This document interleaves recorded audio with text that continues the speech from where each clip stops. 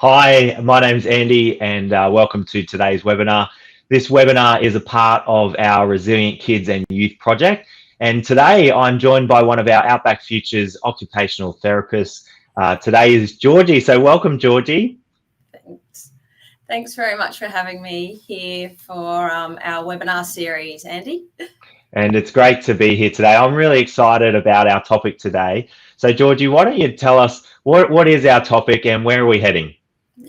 So, Andy, today we're going to be talking about 5 ways to supercharge your kids' social skills. So, we frequently use the term socializing, but we don't often think about the many skills we need to actually do this task. Social skills are the broad term for all the things that our brain and body do to positively interact and communicate with each other in a whole range of different environmental settings. Now, sometimes we're good at using certain sets of skills, and there are other parts that need a bit of attention for us to effectively communicate and participate again in a range of social settings and social environments. So when we think about our kids, our teenagers, consider, does your child find it hard to take turns? Does your teenager find it challenging to complete group projects? Do they often miss or misunderstand other people's body language? There are all sorts of examples and areas where social skills might need a little bit of attention. And something so important for our kids and young people to develop a strong sense of their social skills early in life. So, Georgie, help us understand, why is an awareness of social skills really important? And I guess, why is it helpful, to take a deeper look today at this? Yeah. So, Andy, whether it's at home, whether it's at primary school, high school, play groups, or even just chatting to someone at a sports day, we rely on our social skills to communicate and interact with each other.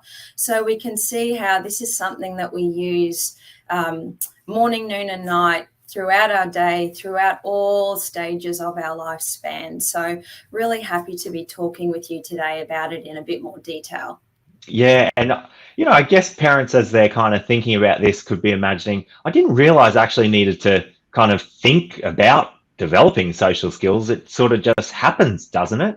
So, it's great that we're actually able to dive in the importance of it. And Georgie, you're going to unpack more of that for us today. So how do social skills actually help strengthen resilience? That's the big topic for us today. What do social skills have to do with resilience? Yeah. So as we know with this webinar series, Andy, there are a range of skills and strategies that can support and strengthen resilience in children and teenagers. Learning, developing and strengthening skills that enable kids and teens to engage appropriately in various social settings is a key factor in building resilience. We also know that social skills help us to respond and adapt when we are faced with a challenging situation, and how we respond to those challenges is a really big part of resilience, or being able to strengthen and build those skills as part of being a resilient child or teenager. And as a part of our Resilient Kids and Youth project, we've been defining resilience as bouncing back through tough times. And, social skills, from my understanding, is one of those foundational things that really will help kids, youth, and adults as they continue to develop to bounce back during any tough time they face. And so, why are these foundational building blocks? How do they actually help, in adulthood and help us to successfully enter that stage of life too? Yeah, you're spot on there, Andy. So they are like foundational building blocks to help us successfully transfer or manage the transition through to adulthood. So as I'd mentioned before, social skills, these are skills that we utilize throughout the lifespan in lots of different settings and in different roles. So, for example, we use social skills to help us exhibit expected behaviours in certain environments, in certain social settings. We use our social skills to communicate with colleagues like you and I over our webinar series today, as well as talking with various clients, people in our local community. And it's even things, Andy, like what we do when we're entering a new environment. First day of grade 1, first day entering the grounds of high school, maybe we're starting a new job or entering a new training college. That's where we really start to draw on some of those social skills. So really, it sounds like super important for being, achieving well in life and actually just living and trying to function as a member of society across the lifespan, right from early childhood all the way until those later years and senior. So we've got 5 ways today, Georgie, and I'm excited about exploring what these 5 ways are. And so would you like to share with us what are the ways, and let's dive into that. Yeah. So with today's webinar, we're going to take a look at the 5 R's to explain 5 ways to supercharge your kids' social skills. So going over the 5, which we'll be talking about today in the webinar, we've got 1, recognizing emotions, 2, relationships, 3, role modeling, 4, reinforcement, and number 5 is routine.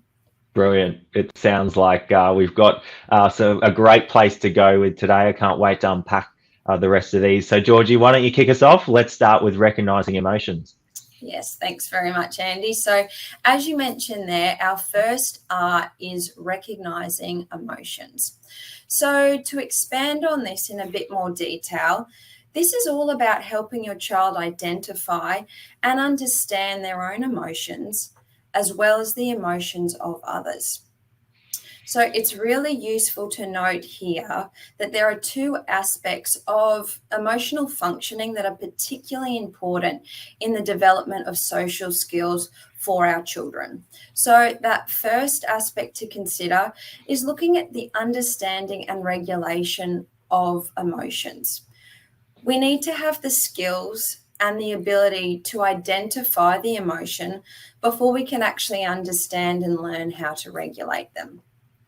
I always like to mention here too, Andy, that we need to remember that these things do take time to develop.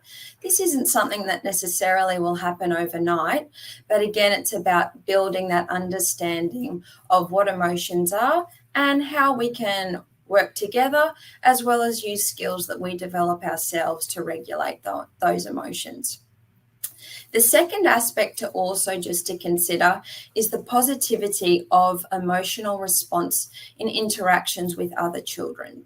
So we can sometimes even reflect on our own childhood or even interactions as adults, and knowing a situation where we were able to smile, share in some humor with a colleague, or having a meaningful conversation. That's all part of that socializing aspect.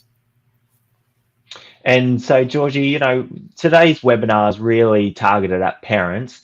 What can parents and caregivers do to really help their kids to start to identify their emotions?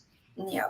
So with this one, Andy, it is all about building your child's awareness. So this is naming the emotion in a situation. An example here, it sounds like you're happy, it sounds like you're sad, or it sounds like you might be a bit nervous. A whole range of ways that we can use to explain and identify the emotions that your child may be experiencing. Another really useful strategy that's good to consider is to build awareness and to help your child identify the emotion by pointing it out in other people.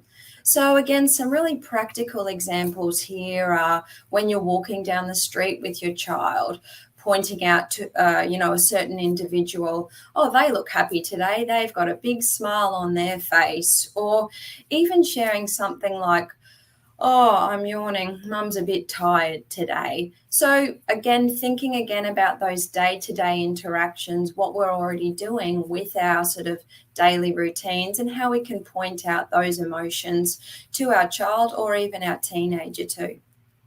And I think teenagers is a different kettle of fish some days too. Just trying to help our teenagers recognize their emotions while they might be going through adolescence and puberty. Emotions might be high, etc., etc. You can imagine trying to say, "Hey, you look, I don't know."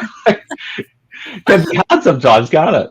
It most definitely can, and it's always, I think, a perfect opportunity to, acknowledge the parent and caregiver role, knowing they're not alone in trying to navigate that adolescence period, and throwing social skills, communication into the mix. It can be a lot to navigate. So with those teenagers, what are some ways that we can help our teens to identify their emotions? Yeah, and I think it's really good here to highlight this particular sort of population, with our young teens, as well as we head into early adulthood there as well. But as your child does transition through to adolescence, they may be familiar with naming their emotions. So, for example, I'm feeling angry, I'm feeling sad, I'm feeling confused, I'm feeling relaxed. But sometimes they're still learning how to manage these emotions. We also acknowledge that puberty is a time where our teenagers can experience emotions, but at varying levels of intensity too. So when we bring it back to how to identify emotion, looking at the intensity of it and how we can manage that. So, we know that having these different emotions, particularly in adolescence, this can impact how your child or teen may behave, or may impact how they respond in certain social situations. And, even how they do interact with, their parents, their caregivers, siblings, maybe it's within their school environment or their sporting teams as well. So one strategy that I often like to have a chat to parents about when navigating this particular space is really encourage your child or teenager to share their feelings with you, or it may be a person that they trust. Sharing these emotions can really help with your child being able to put their emotions into words. Again, going back to that identification of the particular emotion. This also really helps with increasing your teen's awareness about maybe certain activities or situations that contribute to experiencing that certain emotion. For example, here we know that exam block might be a time when stress levels are a little bit higher compared to first day of school holidays. And then the other strategy to also think about when we are asking our teens to talk to us, share information about their emotions, what they're experiencing. This then helps us problem solve together around strategies, positive strategies, to help us with managing the whole spectrum of emotions that we can experience as a teenager. And giving feedback to a teenager about their behavior or emotions is like skating on thin ice, Georgie. And I'm just wondering, as a parent here who's listening to this going, I don't know if I'd even go near my kid when they're having a big emotion, or even I'm not game enough to do it. But how can a parent begin to communicate with their child about some of the effects of their behavior and what they're experiencing at that time? I think you highlight a really good point there, Andy. And sometimes it is about starting these conversations, when our kids are in primary school. Perhaps it's even, as they're navigating certain challenges, and then being able to build on those strategies. It's also about, even thinking about yourself as the parent or caregiver, about how we feel, how are we able to communicate that question to our teen? Are we in a space where we feel like we can have a calm conversation to check in, with your teenager? But one thing that I really do want to note here as well, Andy, is just telling your child it's not nice to be unkind, or, punishing our child or our teenager for speaking rudely. It actually makes it really difficult for them to learn and understand the true impact of their words and actions. So this is not only the impact it has on themselves and how they feel, but also the impact on others as well.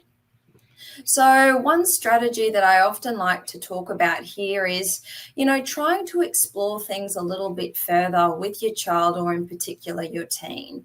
So, when we look at this, it's asking your child or your teenager to think about how they might feel in a certain situation or as the recipient of a particular social exchange. It's also really useful here to ask them how they think the other child or the other teenager, the other individual, how they'd actually feel in that situation. So some really practical examples of this are, as a parent, listen, when you do that, your sister cries because she's upset. How would you feel if your toy was snatched away from you? So again, it's about having that conversation, maybe seeing it from the child's perspective, but also the other person involved in that social exchange. Another way to look at it is also highlighting with, say, your teen, or if your child's in a particular sporting team, I can see you're disappointed, mate, about the footy result, but, there were some good things to take away from that game. Your passing was great and your teammates did really well too, don't you think? So again, we're picking up cues that maybe it wasn't the result we were after, but, highlighting a positive there. And then also considering how we're feeling as a collective group, knowing that they're part of the footy team or the netball team, things like that. Yeah. And, I think we would say not easy to get right all the time. And be kind to yourself, parents. That's a challenge, isn't it? Trying to engage our teens and young people to do this sort of stuff, Georgie. Not easy work, but recognizing emotions. You've helped explain really in depth there the importance of that and how that can be really beneficial, and some great strategies as well. So, Georgie, why don't we move on to the second one? Help us understand what's the next R for us today. Yeah, so we'll look at our second number R, and that's relationships. So your child or your teenager often has many key relationships in their life. This includes parents, caregivers, and siblings. But another really important relationship is friendship. So managing and maintaining friendships is a really important part of social development for this particular age group that we're talking about today. And so, Georgie, I can imagine, at least for me, I know that I've got close friends, and then there's people that are probably further out than that. Maybe we might call them acquaintance, or somebody I might see or I relate to at some point in my life. What makes the difference between those? Yeah. So I think a really good point to make there, Andy, and, how we define friendship, it's sort of something that can vary from a whole range of sort of groups, populations. But in terms of some general traits that we might consider when distinguishing a friend, say, from an acquaintance, from a contact, is we sometimes say things like a friend is someone who is kind and respectful to you. A friend is someone who shares interests with you. A friend is someone who looks forward to talking with you and cares about your feelings. So it's really good to note here that another aspect of friendship with kids, though, is actually negotiating conflict resolution and utilising those interpersonal negotiation skills. So to delve into this in a little bit more detail, when we are looking under that broad term of relationship and friendships, is about our child learning to resolve conflict. And this involves often the parent or the caregiver helping their child to learn to process and interpret the social cues or reactions of the other child accurately. And then also the child learning actual conflict resolution skills to implement in their day-to-day life. And so these relationships are so important to us. Navigating conflict resolution, really important. And Georgia, I'm just wondering, maybe we'll move on to the third R, and we'll just keep progressing through for this webinar. But something we might come back to at a later date is that conflict resolution, how we work on that with our kids and teens, just the importance of doing that really well. So Georgie, we've done recognizing emotions, We've moved into relationships, and why don't we move into the third R? Yep, thanks, Andy. So our third R for today is role modeling. So role modeling is about having the opportunity to observe positive social skills in action. So this is really valuable for your child and teenager. Role modeling enables children to watch and learn how key figures in their lives handle various social situations. So this can be as detailed as observing those subtle cues like eye contact and facial expressions, but it can also be things like watching a parent share or take turns, as well as observing socially and culturally appropriate behaviours in a whole range of social settings. One thing to note here again is observing a parent or a caregiver using positive stress management strategies can also really help with establishing skills to manage conflict or challenging times. And as we've spoken about at the beginning of this webinar, this is all really important in terms of strengthening and building resilience. Yeah, that's good, Georgie. And I'm just wondering, what would you give an example? What might this look like practically from day to day? How would you see this actually play out in families and relationships? Yeah. So, think about the social interactions we already engage in as parents, as a family unit, as community members. Really embrace the opportunities here to lead by example with this concept of role modeling.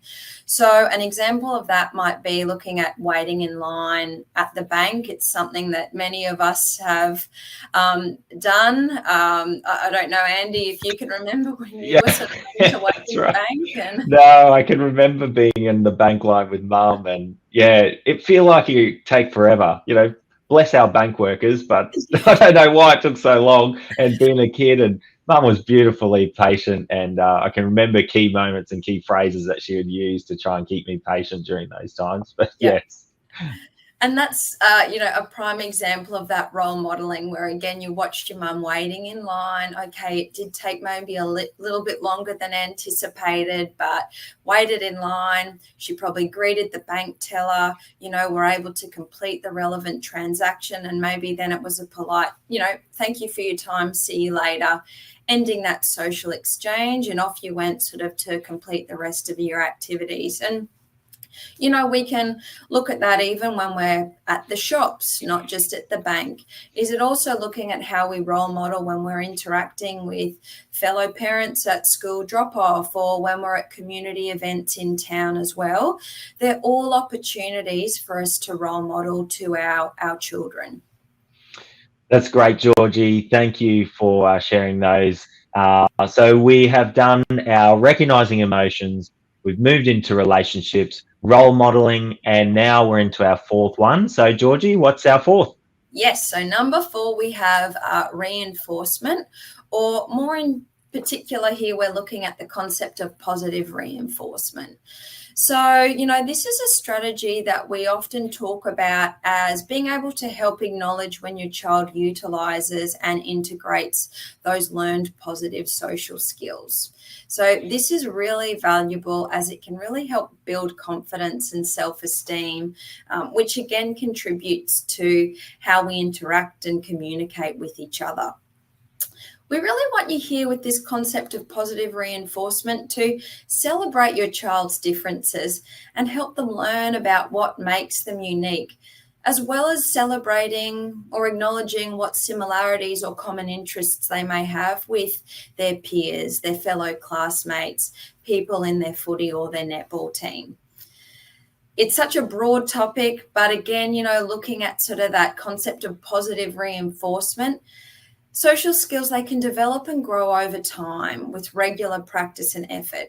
So again, acknowledging your child's efforts with positive reinforcement is a great way to keep strengthening and building all those skills that we've already spoken about earlier on in our webinar today. And, Andy, positive reinforcement, it can help motivate your child or your teen to continue to strengthen these particular social skills that we've been talking about today. Yeah, that's right. And I can't remember the exact stat, but they're saying something like it takes, 11 or 12, positive things to overcome one or two negative comments that we might say, and just how important that positive reinforcement is for all of us, but in particular our young people as they're developing. So, Georgie, what is a simple way that our parents can do in the moment to practice that positive reinforcement? Because it's not easy either. No, and I think there, Andy, you've really mentioned or highlighted that idea of being in the moment. So, really looking at sort of catching the behavior there and then on the spot. So it might be something like, thank you for giving that toy back to your sister when you noticed she was upset when you'd snatched it from her earlier, and things like that. Or, it may even be, talking about waiting in queue. A simple thumbs up to your teen saying, keep up the good work. I see you're exhibiting patience before you'll be, attended to at the service desk or the counter there. So again, being able to see the behavior, acknowledge it, reinforcement, and then reinforce it, and then, building on that day by day, week by week. Yeah, seems like the little bit that counts. It's like that 5% extra that makes all the difference with that positive reinforcement. If you can do it in the moment, it's a whole lot easier. You're not dwelling on it, you're just doing it. And it Yep. becomes second nature over time, I can imagine. So that's a great strategy. Reinforcement, that's our fourth one. So we've gone through them. This is our last one now. We're moving into our final R, Georgie. Why don't you share the last R with us about how to supercharge our kids' social skills? Yes, Andy. So last but not least, we have our fifth R, which is routine. So, we're presented with an array of opportunities to utilize and develop social skills in our daily routines and our weekly schedules. Whether it's something like sitting together as a family at the table for dinner, making a conscious choice to put our mobile phones away. So again, we're here present in the moment, gathered around the table or the kitchen counter. It may also be looking at the routine of heading into town to go shopping. These are all times when we can talk about emotions, exhibit turn-taking behavior during conversation or a social interaction. It's an opportunity to practice and exhibit socially and culturally appropriate behaviors in these various social settings as well. That's great. So those 5 R's again: recognizing emotions, relationships is key, role modeling, reinforcement, and that routine that Georgie finished us off with there. Georgie, you said that just building into regular routine is the easiest and simplest way to do that. Maybe we can have a think about, what does this look like again from day to day? Like what examples would you just throw in to help our parents make that obvious next step? Yeah. So, thinking what your day already looks like. Let's focus in on the morning routine. Is there an opportunity there where we can include just one of those strategies that we've discussed in our webinar today?